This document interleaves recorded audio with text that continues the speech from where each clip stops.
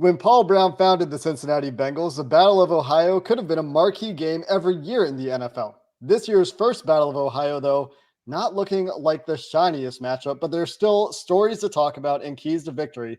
Let's break it down.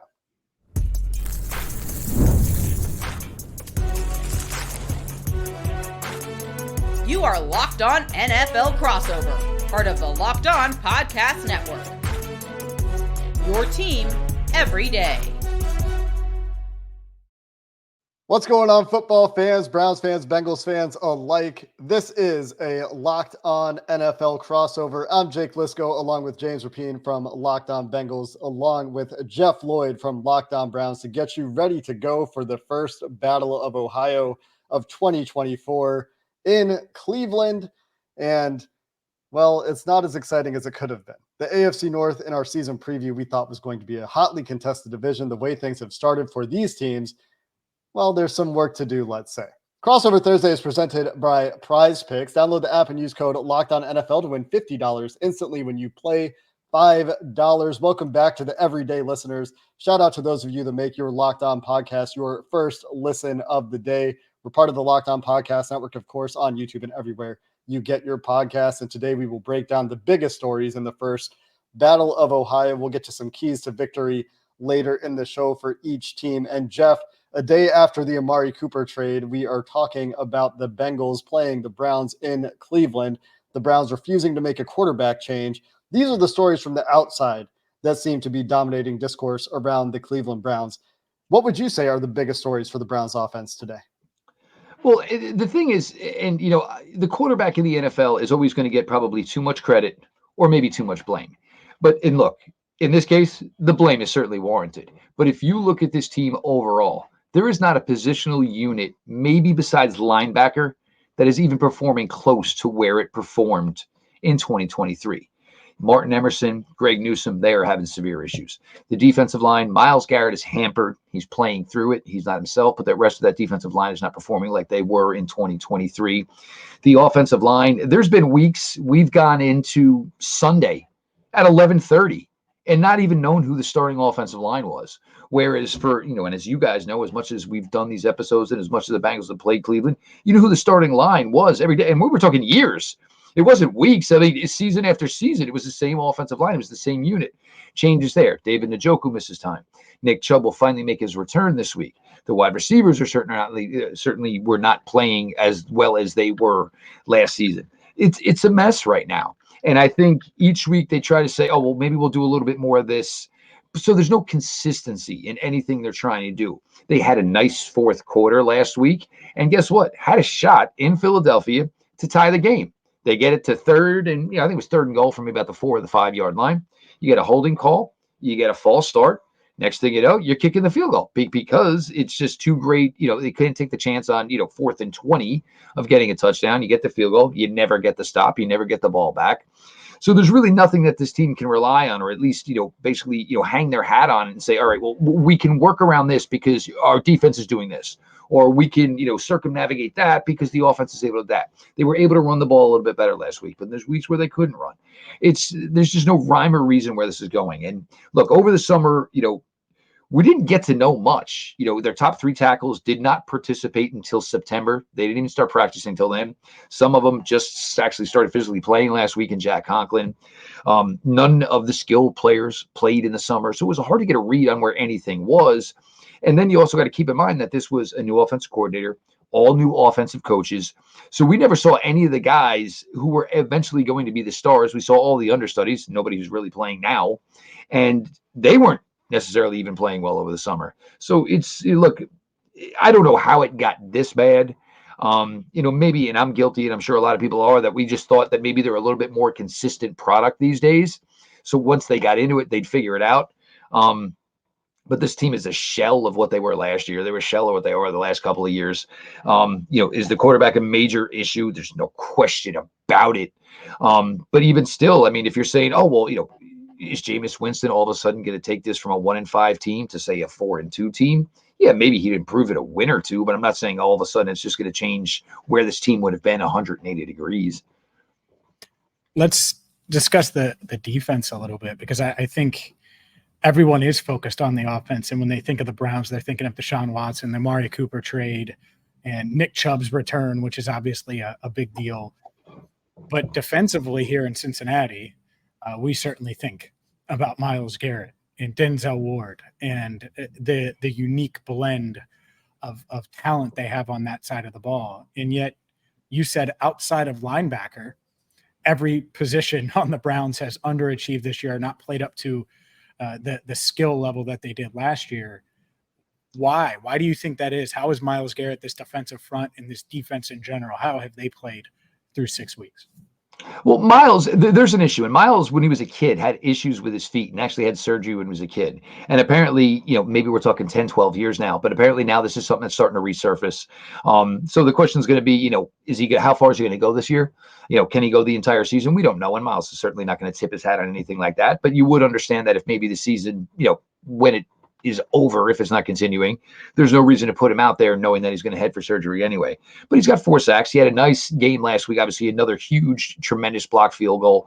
Had a couple of tackles for loss in the backfield. But you can just see in his movement, he doesn't have all of what Myles Garrett is. Zadarius Smith, this is a move that, a lot of people, they thought he was going to be better in year 2. I still think you see that maybe Zadarius Smith's a lot closer to the end than the beginning. Ogbenaya Okoronkwo was more effective last season. You lost. I thought Alex Wright was going to have a big jump here in year 3. His season is over. Isaiah McGuire, this is year 2 for him now. He's not getting a ton of run. You don't see much there other than a rotational player. Maurice Hurst missed a lot of time. He was a player last year that's shown signs for them. You just got your 2nd-round pick, Mike Hall, last week for the first time this season. But, you look at Martin Emerson and Greg Newsome. These guys were really, really struggling. And these guys really took to Jim Schwartz's system last year. They were really good in man coverage. And this allowed Jim to do what he wanted to do, get after the quarterback. I'm going to play man coverage. Well, the game, Philly didn't have to do it. They pretty much had the game in hand, but they just went deep, basically just to kill the clock, got the first down to A.J. Brown. Greg Newsome had no chance in covering him. He had beaten Martin Emerson earlier in the game. So, Denzel can go wherever he wants, and they're starting to do that now. They're having Denzel basically trail one receiver, which they never did. They had confidence in the other guys, but it kind of just makes it even easier. So it's okay, well, if Denzel's over there, we're just going to work left, or Denzel's over here, we're just going to work to the right. We'll work around that.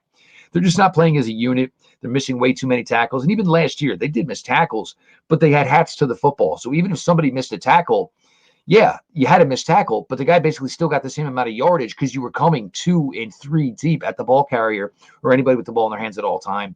It's just not like that right now. And, certainly when a team is like they are at 1-5, you're going to question effort. I don't know if that's going to be the case where you're going to point it at all 53 guys. But, there's times where you see some stuff that's just ultra sloppy, and it does, it just brings up into your head, are you into it? And a lot of it has to do with, if you're in a locker room and if you don't have confidence in your own quarterback, it makes it really difficult to go out there because you feel like you have to play up to a level of perfection. I think tackling will be an issue that we're both talking about a little bit this week, something that these teams may or may not have in common. We will continue with the biggest stories for the Cincinnati Bengals ahead of the first Battle of Ohio coming up next. Today's show is brought to you by Arena Club. For most of us that like collecting cards, the idea of spending $2,000 or more on the latest Ellie De La Cruz or Joe Burrow or Nick Chubb rookie card, well, it just isn't in the cards. And if you love collecting, but you don't want to spend that crazy, serious amount of money, slab packs from arenaclub.com are the way to go. Because now it's possible to score gem mints for a fraction of the retail price. Every card that I mentioned was a hit from last week's Arena Club slab pack. So whether it's Luka, whether it's Ellie, whether it's Patrick Mahomes, Arena Club is the only repack that provides real value. Arena Club slab packs are revolutionizing the repack game with transparency. The Arena Club grading process is accurate, fast, transparent, with a full grade rationale provided and explanation of how your card was scored. Right now, you can get 10% off your first slab pack or card purchase by going to arenaclub.com/lockedonnfl and use code LOCKEDONNFL. That's arenaclub.com/lockedonnfl, code LOCKEDONNFL for 10% off your first purchase. Looking to go to this week's Battle of Ohio in Cleveland? It doesn't matter which fan base you are. Anybody can make that drive. Maybe you still need tickets. Well, Gametime will have you covered with Gametime picks that makes it easier to get tickets to see your favorite team play. It filters out all the fluff and only shows you the most incredible deals on great seats, so you don't have to waste time searching through thousands of tickets. And not only that, with Gametime, we've told you about these perks if you've listened before, but it makes buying tickets informed and easy. You'll get panoramic views from your seat. You will not have any deceptive pricing. They'll show you all in pricing with no surprise fees at checkout. They also have their lowest price guarantee. If you find tickets that match the price elsewhere, they will credit you 110% of the difference. And that is some true peace of mind when buying tickets for a football game. Take the guesswork out of buying tickets with Gametime picks. Download the Gametime app, you create an account, and use code LOCKEDONNFL. You'll save an additional $20 on your first purchase. Terms apply. Again, create an account and use code LOCKEDONNFL, LOCKEDON NFL for $20 off your purchase. You can download Gametime today. What time is it? Gametime.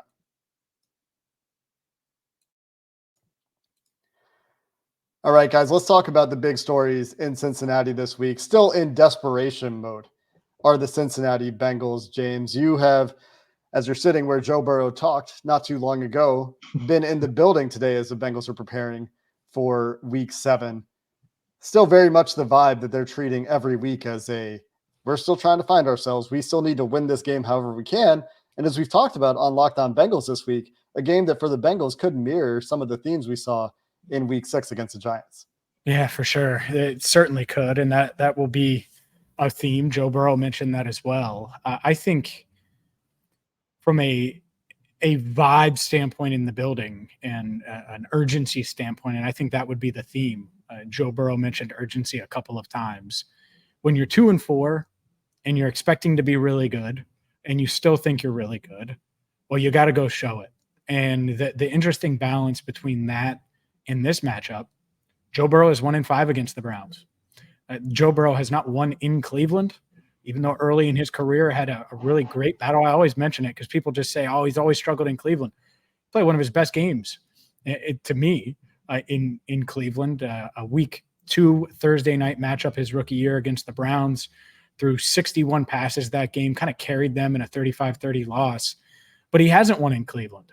And now the Browns backs are certainly against the wall and the Bengals backs are against the wall. So something's got to come to a head here. And so I think that's the main sort of theme this week going into the game is, one, it's a must win for the Bengals. At the same time, they have to get over this hump that even if they were 6-0 would be discussed. And this storyline of them being 1-5 in Joe Burrow's career when starting against the Browns and not winning up there. Lou Anarumo mentioned that to the defense. Hey, we haven't gone up there and won. And they have, but it's been games where the Browns, I'm thinking, actually, no, they have. I was thinking they won, but they won the last Freddie Kitchens game, but that was here in Cincinnati. So, yeah, they actually have never gone up there and won. I thought they had done one of those games, but have never done it in the Zach Taylor era. But you look at it though, and for me, you look at the life here of both teams. I think I see more coming out of Cincinnati right now than I do obviously coming out of Cleveland.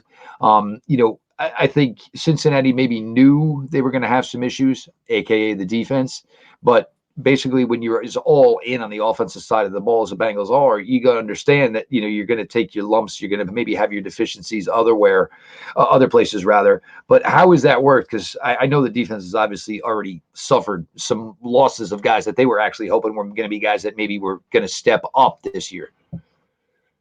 Yeah, I think defensively you lose Dax Hill, and that's a big loss, but they're about as healthy as they've been since maybe, Jake, when you were in town. I mean, in the middle of training camp.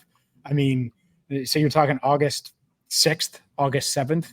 They really are, because Myles Murphy went down shortly after that, and they lose B.J. Hill and Sheldon Rankins week 2. They lose McKinley Jackson. Were you here when McKinley got hurt, Jake? I was. I did see him walk over to the card right in front of me. There's also the Sam Hubbard injury while I was in town that he's still dealing with. Are you allowed back or no? Yeah, I don't know. But that's the point is this defense. Yeah, they were awful. Or there was a stretch where they were just really bad, but they were also nicked up, and clearly depth is an issue. But they are as healthy as they've been all season, and even dating back to the early stages of training camp. So can they keep Deshaun Watson down? Can they not let Nick Chubb look like Nick Chubb pre-knee injury right away? Right? Those are two huge things that they have to do, I think, because we know how this Browns defense matches up with this Bengals offense. It has always been an issue. And when I look at the Bengals defense, Jeff, in particular, one of the things I'm looking at this week is the Browns have been a putrid offense this year, statistically, by like every measure. One of the worst Browns offenses You're being too ever, kind. as Austin Gale has pointed out each week when asking the Browns to make a quarterback change. Just make the quarterback change, guys. Just do it. Bite the bullet. And they continue to not go in that direction. Meanwhile, the Bengals have played against the Chiefs, the Ravens, the Washington Commanders, some of the higher producing offenses in the NFL this year. Those have been some of their worst games. They also had issues with the Andy Dalton Panthers. It wasn't as bad as those other three games, and that's a bit of a worrisome one, but those were games where they were also quite injured or sustaining injuries. So as James points out, when you look at this matchup, it's not just can the Bengals defense play better? It's, well, maybe there's an answer there about the quality of the opponent. Maybe they can string performances together against some offenses that are less complete, less explosive in the Giants and the Browns now this week.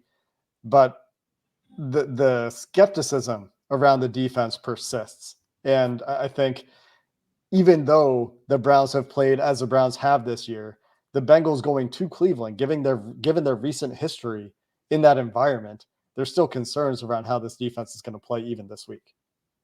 For sure. Yeah, but I think part of it though is the Browns haven't been home in 3 weeks. And so obviously these people are going to really, really excited, but I don't think it's going to have anything to do with the crowd's, loudness towards Cincinnati. I think it's going to have to do with them setting their frustrations out on the home team. I can only imagine what it's going to be like when number 4 comes out of the tunnel as introduced, because look, these people did not like him to begin with. And it was one of those things, look, you cannot like something, but if it's working, you'll find a way to swallow it. That's not where they're at. And, I honestly thought maybe it would be better for Cleveland to go on a 3-game, basically, road trip to get away. But it's only gotten significantly worse each and every week. So, the hostility is probably going to be at an all-time level. I mean, we could be talking a crowd, similar to maybe like the Hugh Jackson era, because they're aggravated, they're agitated, and, all the stuff. And, it does this hold the franchise back further down the road? It doesn't. If Jimmy just wants to keep opening up his wallet, it doesn't, because if he wants to do that, it's not going to hold up the way the roster's structured. But, everybody's frustrated. Everybody's aggravated, and to sit here and come on every day and say, I don't understand why you continually start Deshaun Watson. I did open to show a post-game show the other day, and it was basically the definition of insanity.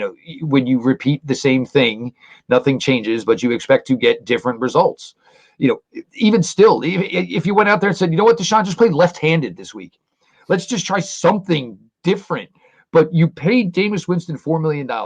Jameis Winston, 5,000-yard passer, Pro Bowler, has played more recently and had some success when Deshaun Watson was not within the league. I don't. And the thing is with Jameis knows he's not athletic, so he's not going to leave ghost pressure. He'll take the beating, and he'll do everything he can to get the ball off. He's just not going to take the ball and look to tuck it and run. And the problem is, you get in that what Deshaun has is now he has no conception of what is a clean pocket or when he is actually truly being pressured. I think that's how mentally confused he is right now. And, it just, again, it's just, and Nick Chubb comes back. So that should be a great moment for, a few minutes on Sunday. But the fact of the matter is, what is he going to get? 7, 8 touches? I don't think anybody expects, Nick Chubb's just going to come in here after that catastrophic injury and all of a sudden be the guy that can go for 20. It's unrealistic. It'll be fascinating to see the crowd element of this play out. That crowd has historically been a thorn in the side of the Bengals on these road trips to Cleveland. And the way you're talking about them, If they get up, they'll cheer for him. But they are ready. Trust me, they are ready to unleash on Sunday if it doesn't go well. That's a bit of foreshadowing as we get into our keys to victory. We will do that coming up next.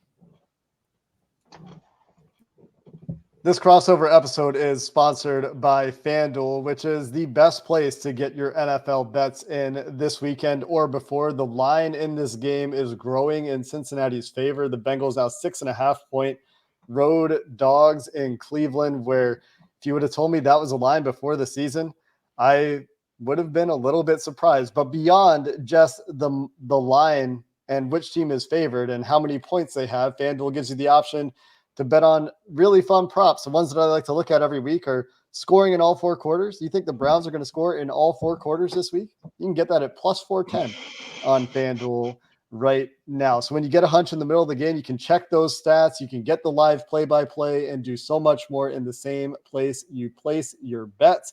And you'll get started with $200 in bonus bets guaranteed when you place your first $5 bet. You can get into it today with FanDuel, America's #1 sportsbook at FanDuel.com.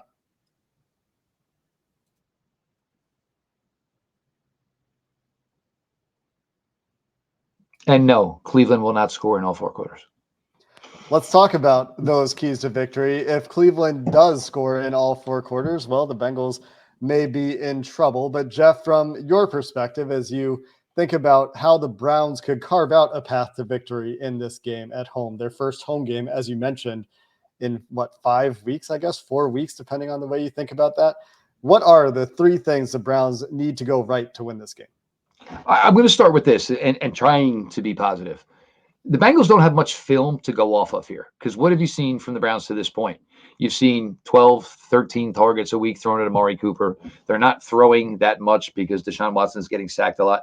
It's going to be a little bit difficult to game plan, because, you don't know what to expect from Jerry Jeudy. Cedric Tillman's figures to see more snaps. Elijah Moore, David Njoku's back. Nick Chubb is, of course, back. The rookie Jamari Thrash should get some run. So basically, the Bengals are going to have to be the guinea pig for whatever the Browns are for the next couple of weeks. I don't expect all of a sudden we're going to see, the Bill Walsh playbook come out and all of a sudden things are going to look hunky-dory. But again, the Bengals are basically just going to have to play straight up and see what's coming at them. So that was an advantage that maybe the Browns do have for them. The other advantage is, look, in games like this is a good opportunity for both teams, because you don't really have to overthink it. These 2 rosters know each other extremely well. They know what the Bengals can give them. The Bengals know what the Browns can give them. So, yeah, it's going to be an advantage for somebody. It's certainly going to be a disadvantage for somebody else, obviously, in this game. But it sounds so sad to say, but put together consistency. Put together 4 quarters of football, things that carry over. There's been times where, last week you get to half, 10-10. All right, things look really good, right? All right, they got the ball second half. They're already at the 30. Hey, it's 3rd and inches. All right, James is on. Here comes the QB sneak. No, we run a jet sweep to Cedric Tillman, who hasn't touched the ball in 3 weeks. You just find a way to shoot yourselves in the foot, or you overthink it, or you just try to be more than you are. Keep it simple, stupid, simple. That's it. Just go out there and play the game. Understand what you have from Nick and what you don't. It's probably going to be 2 to 3 touches per quarter at best. Work around that. But, it's sad that you have to go to the simplicity of this, but that's really where the Browns are at. It's literally making sure you tied both shoes correctly before you get on the field.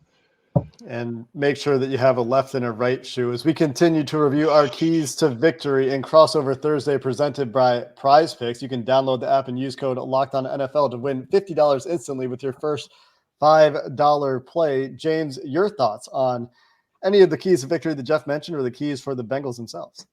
Yeah, I think tying your shoes is important. I think the Browns will be good there. As far as the Bengals are concerned, let's start here. You have to start fast.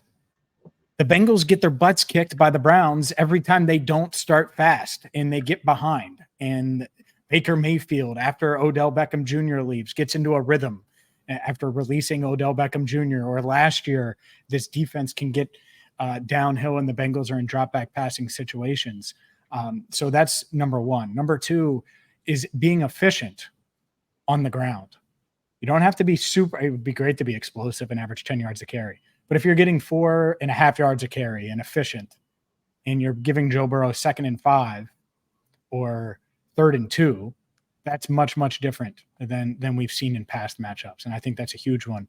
And then number 3, it is making sure that the Browns crowd hates Deshaun Watson, hates number 4 more at halftime than they do when he's introduced, like Jeff mentioned. So what does that mean? Not let him get into a rhythm. Make sure that you're all over him, that he's throwing incompletes, that he's uncomfortable, and whether that's Sheldon Rankins having a big day, and I think he's due for a big day at some point as a pass rusher. Obviously, we know what Trey Hendrickson brings. B.J. Hill coming off of probably his best game as a Bengal. This defensive front needs to get home, and along with that, obviously, it means don't let Nick Chubb have the magical Disney-like comeback in his first game back. He can have that next week. You don't want him to have it this week. So much, much easier said than done. And they all go pretty hand in hand, because if you're starting fast, you're probably at least efficient on the ground. You're getting off the field early on defense by pressuring Watson and taking care of Nick Chubb. So it all goes hand in hand, but I think those are the 3 things the Bengals need to do to get the first win in Cleveland of the Joe Burrow era. Yeah, I just want to underline taking advantage of this Cleveland offensive line in the departure of Bill Callahan to Tennessee to go coach for his son. That offensive line, with personnel changes, with injuries, with the departure of their coach, with the quarterback play, with all of the things going wrong with that Browns offense right now, is one of the more vulnerable offensive lines they've played this year. Go back to week 1 against New England for the last, I would say, very questionable offensive line. Trey Hendrickson against Jedrick Wills on the left side there is a big one that I'm circling. And you talk about turning the crowd or taking the crowd out of it, or whatever you want to call it. You can do that by consistently disrupting Deshaun Watson back there. For sure. I think they, regardless of Chubb, you don't want him to get even semi-comfortable back there. And you want him in games like this, you want the crowd to get uneasy quick. And then it just feels like that weight that is on these players' shoulders gets that much bigger. Of course. And it's the same way the other way for the Browns. If you get off to a good start, then that weight of 1-5 against the Browns, not winning in Cleveland, that on the Bengals' shoulders gets bigger. And so I think that early on in this game, whoever's getting that weight off their shoulders and feeling good and making plays, that's going to be the team that probably wins this first matchup in the Battle of Ohio this year. Yeah, you mentioned the fast starts, and I just think of Myles Garrett getting the tee off. Even if he is a little bit diminished, he's still a freak and still a really great player. Or the Browns not having to put the ball in Deshaun Watson's hands and just getting behind a run game. And that's the way these games have really gotten away from the Bengals, in addition to turnovers, which are obviously things that both teams will want to take care of in this game. For more on this game, you can check out Locked On Bengals and Locked On Browns on their respective YouTube pages or podcast streams, wherever you get your podcasts. And that's going to do it for this crossover Thursday. Thanks so much for listening to the Locked On Podcast Network.